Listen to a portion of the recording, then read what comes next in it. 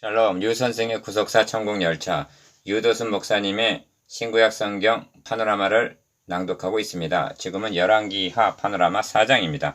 하나님의 사람 여호와의 말씀. 4장은 엘리사가 조금 남은 기름으로 여러 그릇에 가득 채우게 한 일, 죽은 수넴 여인의 아들을 살리는 일, 독이 든 국을 해독시킨 일, 떡 20개로 100명을 먹이게 한 이적 등의 내용입니다.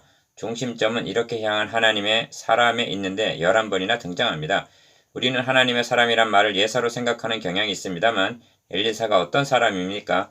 엘리사를 만나니 그가 12겨리소를 앞세우고 밭을 가는데 열왕기상 19장 19절 라고 한 것을 보면 그는 제사장도 아니요 지도자도 아닌 평범한 농부에 지나지 않았습니다. 선지자 아모스의 말대로 나는 선지자가 아니며 선지자의 아들도 아니라 나는 목자여 뽕나무를 배양하는 자로서 양떼를 따를 때에 아모스 7장 14절 그렇습니다.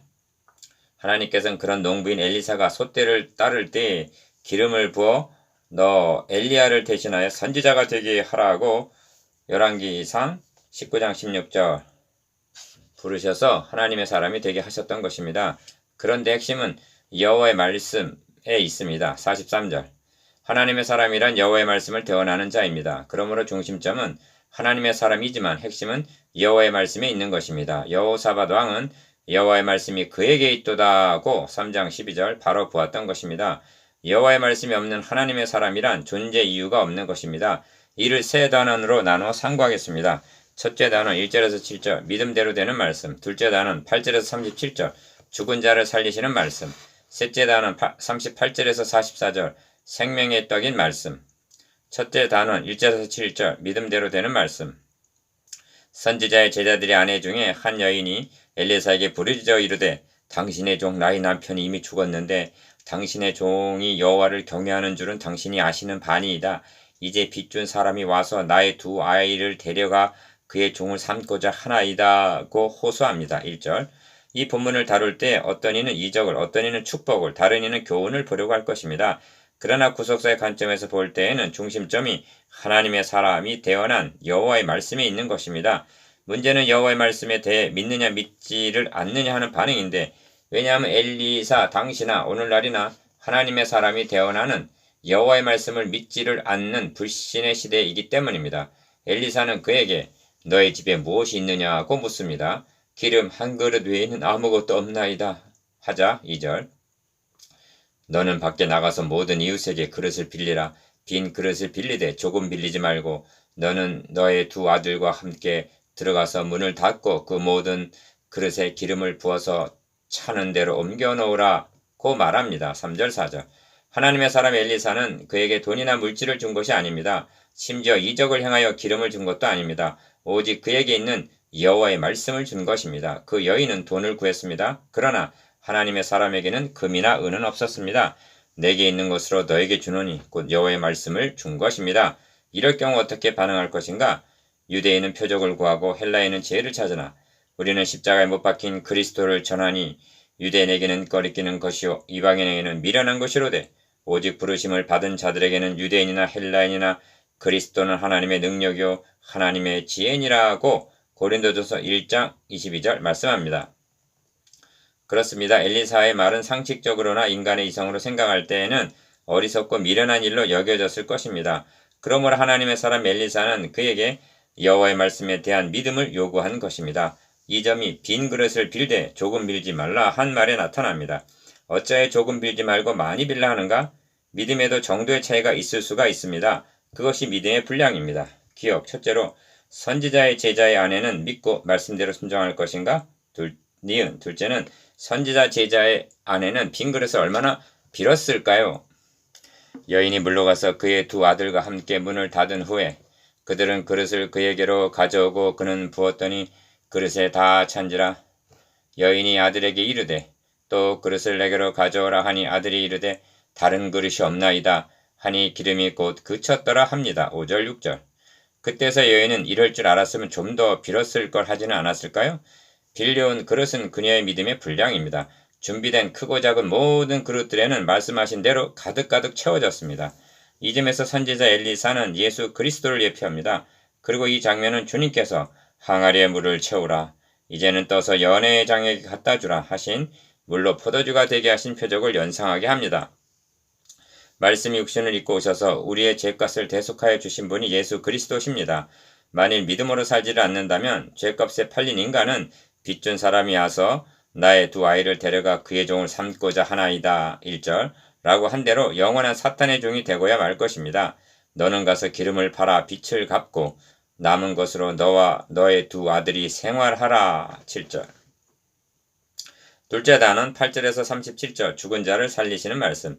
하루는 엘리사가 수넴에 이르렀더니 거기에 한 귀한 여인이 그를 간권하여 음식을 먹게 하였으므로 엘리사가 그곳을 지날 때마다 음식을 먹으러 그리로 들어갔더라 합니다. 8절 첫째 단원을 통해서 접근할 준비가 되어 있으므로 본 단원을 해석하는데 어려움이 없을 것입니다.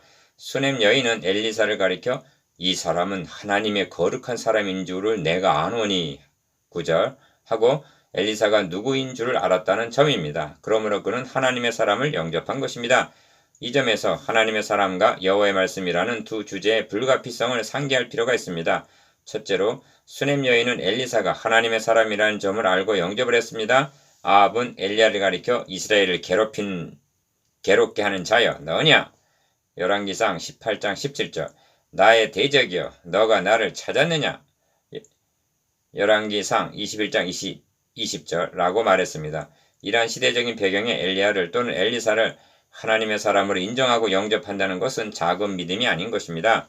여리고의 기생 라합이 정탐꾼을 영접한 것을 성경은 그리스도를 영접한 것으로 여김을 받아 의롭다함을 얻었다고 말씀합니다. 야고보서 2장 25절 그렇다면 수넴 여인은 자연인 엘리사가 아니라 구원 계획을 이룰 수 있는 데 쓰임을 받고 있는 하나님의 사람 곧 구속주 되시는 그리스도를 영접한 것이 되는 것입니다. 뿐만 아니라 그가 엘리사를 영접한 동기가 자신의 목적을 이루기 위한 수단으로 삼고 있지 않다는 점입니다.